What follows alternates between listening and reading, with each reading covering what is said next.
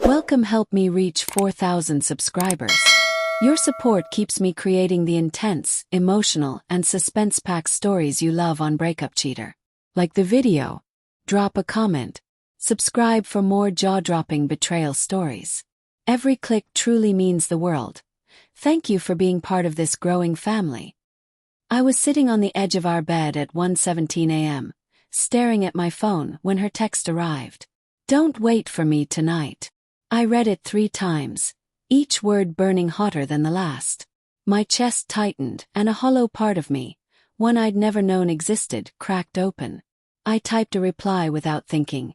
"Don't worry, no one is waiting for you." Then I put the phone down and tried to pretend I hadn't felt my world crumble in real time. 7 minutes later, her reply came. Nothing. Just silence. My stomach churned as my mind raced through every memory we'd ever made together. The laughter over burnt dinners, the Sunday morning coffee she always insisted she brewed too strong, the way she used to brush my hair out of my eyes. And suddenly, each memory felt like a lie. I didn't sleep that night. I sat by the window, staring at the streetlights flickering like distant stars, wondering what I'd done wrong, what had changed, and whether I had even seen her correctly these past 12 years. The next morning, she wasn't home. Her absence was deafening. I called her number, her voicemail picked up.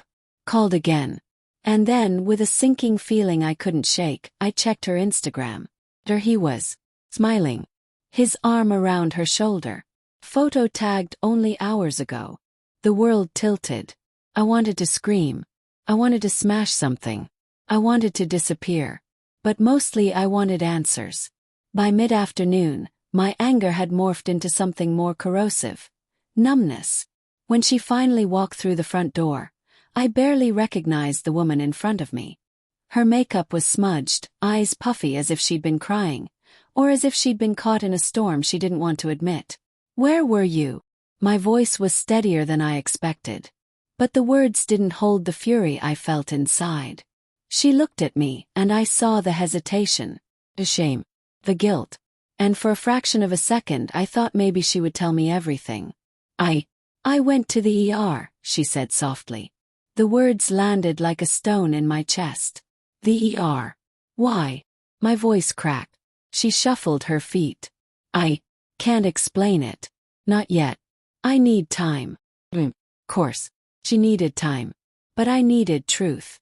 My chest tightened again, and I felt like the air itself had betrayed me.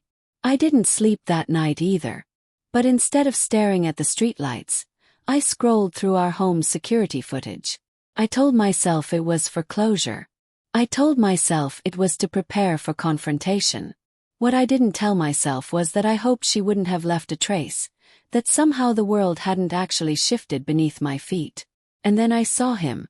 The way he held her hand, the way they laughed. Not a casual laugh. It was the kind of laugh couples share after years of secret moments, after whispered promises. My stomach twisted, my hands shook, and yet I couldn't look away. I confronted her the next day. We sat across from each other at the kitchen table. The sunlight streamed through the blinds, casting lines across her face, highlighting her tear-streaked cheeks. "Why?" I whispered. Not the loud, accusatory kind of why, but the why that had been echoing inside me since the first text. Why him? Why behind my back? Her lips trembled. "It's not. I never meant for it to happen like that." "I don't understand," I said, though I knew I wouldn't. "Not yet. You told me to stop waiting. You left without a word. You're with someone else and My throat tightened. I swallowed back a sob. "I can't even say it." She nodded slowly, avoiding my gaze. "I know I've hurt you. I know there's no excuse. But you need to hear the rest. I went to the ER because of him. Because of what he did to me. That night." I waited. My heart hammering, my pulse in my ears. He hit me. I didn't." Her voice cracked. She broke down, covering her face with trembling hands. "I didn't call you because I was scared." And then, panic. I didn't know what to do. Left. I went to the ER. That's why I wasn't home. The room spun. My anger, my betrayal, my heartbreak, all tangled with a strange, unsettling twist. Fear for her, concern for her, confusion about what I was supposed to feel. Then why him? Why meet him? I asked, my voice barely more than a whisper. She met my eyes, the tears shining like broken glass. I didn't meet him to be with him. I was trying to escape. I didn't know who else to turn to. I made a mistake, a huge mistake. I let my fear and my pain push me into something unforgivable. I wanted to scream. I wanted to throw something. I wanted to tell her it didn't matter, that she was mine, that this pain could be erased if she only asked. But the truth was, the wound ran too deep. Her betrayal, accidental or not, had changed the foundation of everything we were. Days passed. Conversations were fractured. Silence stretched across the house like a shadow we couldn't chase away. I found myself staring at the little things. The coffee cup she always left on the counter, the blanket she always tossed over the back of the sofa, the smell of her shampoo. All of it haunted me. All of it a reminder of what I'd lost and what I had yet to forgive. One evening, I followed her to the hospital. She hadn't told me which ER, only that she needed to go. My chest felt heavy as I walked the fluorescent-lit corridors, heart hammering against my ribcage. And then I saw him, or rather the aftermath of him. A security guard stopped her at the entrance. She froze, panic written across her face, and I saw the truth all at once. He wasn't just a fleeting presence. He was dangerous. He had been dangerous from the start. She glanced at me, eyes wide, pleading. I stepped forward. No words. Just the weight of all we'd been through. Later, in a quiet room, she told me everything. How he had been following her, threatening her, cornering her into decisions she couldn't make. How she had tried to reach out to me, tried to explain, but couldn't find the courage, couldn't bridge the chasm that had suddenly yawned between us. The betrayal had been real, yes. The affair had been a lie. But the reason behind it, a cocktail of fear, manipulation, and survival, was a truth I had never imagined. And in that moment, sitting there in the sterile humming silence of the ER, I realized something that both broke me and held me together. Love isn't simple. Forgiveness isn't simple. Trust, once shattered, doesn't rebuild overnight. But fear can make anyone do things they never imagined. We didn't leave the hospital together. We didn't hug or cry or make promises.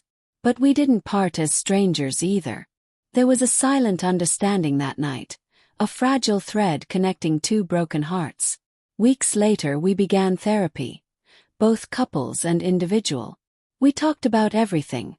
The fear, the betrayal, the anger, the lingering shadow of what had happened. It wasn't perfect. Some days it felt like we'd never recover. Other days, a small laugh, a shared memory, a glance across the room reminded us that somewhere deep inside, the foundation, though cracked, still existed. The hardest lesson was this. Sometimes love isn't about protecting yourself from pain.